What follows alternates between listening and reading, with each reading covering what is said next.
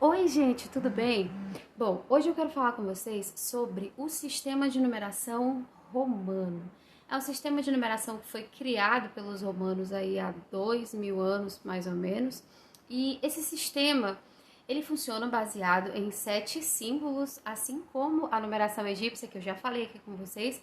Porém, esses símbolos são letras. E o que diferencia principalmente esse sistema do sistema de numeração egípcio é que o sistema de numeração romano é um sistema de numeração decimal também, mas ele é um sistema de numeração posicional, o que significa dizer que a posição em que você coloca os símbolos que representam valores, elas vão alterar a representação que ele quer fazer ali do número no momento. Vamos conhecer quais são esses símbolos, quanto que vale cada um deles e como formar números. Como eu já falei, são 7 símbolos e esses símbolos são as letras maiúsculas I, V, X, L, C, D e M.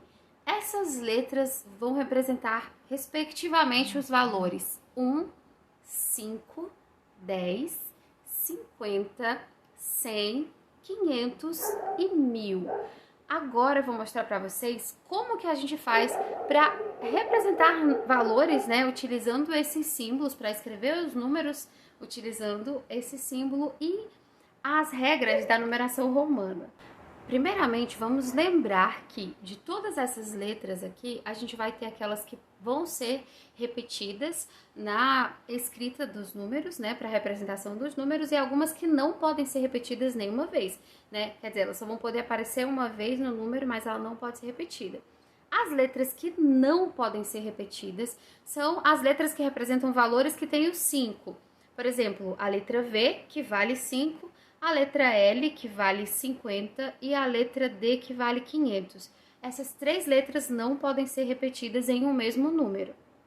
E também nós temos as letras que serão repetidas obrigatoriamente pela necessidade até 3 vezes, tá? Essas letras são as outras letras que representam valores que iniciam com o algarismo 1 na nossa numeração, que é o I, que representa o 1, o X, que vale 10, o C, que vale 100, o M, que vale 1000. Essas letras elas vão ser repetidas na escrita dos números. Mas, além de saber disso, o que pode ser repetido e o que não pode ser repetido na hora de escrever o número, existe também uma regrinha para posicionar essas letras para poder representar o número que a gente quer. Então, vamos lá. Basicamente, a regra é a seguinte. Nós vamos ter que usar o 1 para poder somar ou subtrair do 5, que é o V, tá? Por exemplo, quando eu quero escrever do 1 até o 3, eu vou escrever uma letra I para representar o 1, 2 letras I para representar o 2, 3 letras I para representar o 3, e para representar o 4, como eu não posso mais repetir a letra I, eu vou usar o V, que vale 5, mas eu vou ter que posicionar o I atrás do V. Essa posição do I ficar atrás do V significa uma subtração. Eu estou tirando uma unidade de 5 e vou representar assim o número 4. O 5 é representado pela letra V e o 6 vai ser representado pela letra V mais o I, que vai ser posicionado agora na frente do V, representando uma adição. Uma curiosidade sobre esse sistema é que, através de estudos, supõe-se, né, que eles utilizavam essas letras para representar até o 5 da seguinte maneira. O I representa um dedo, que é uma unidade, né? 2I, 2 dedos, 3I, 3 dedos. O 4 era escrito antes como 4I. E o 5 é a mão inteira, que é o V, vem aqui da mão, ó. E isso vai fazer muito sentido quando a gente pensar na representação do 10 pela letra X, porque juntando as duas mãos, você vai ter aí, juntando os dois Vs, e vai formar a letra X.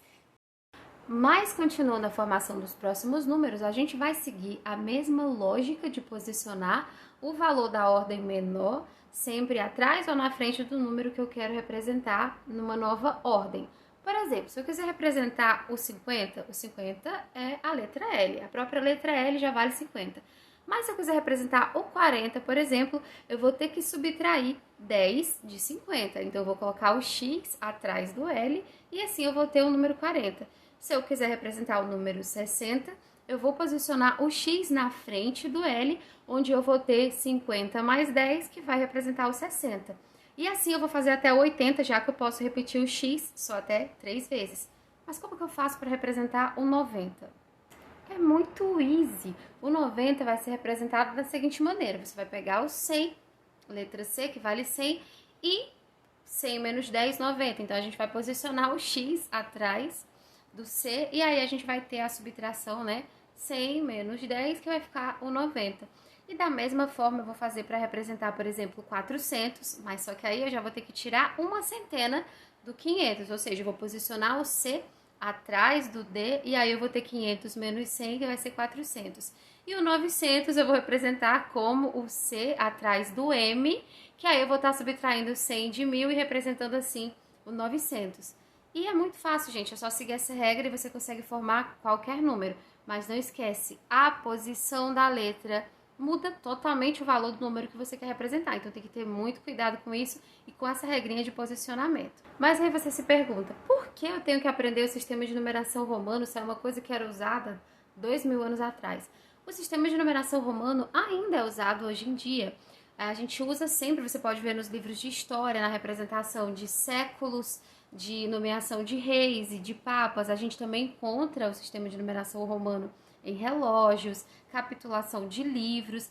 Então, ele é muito utilizado ainda hoje em dia para representar esses números, sem contar também que a civilização romana foi uma civilização muito poderosa durante muito tempo, então eles espalharam isso pelo mundo.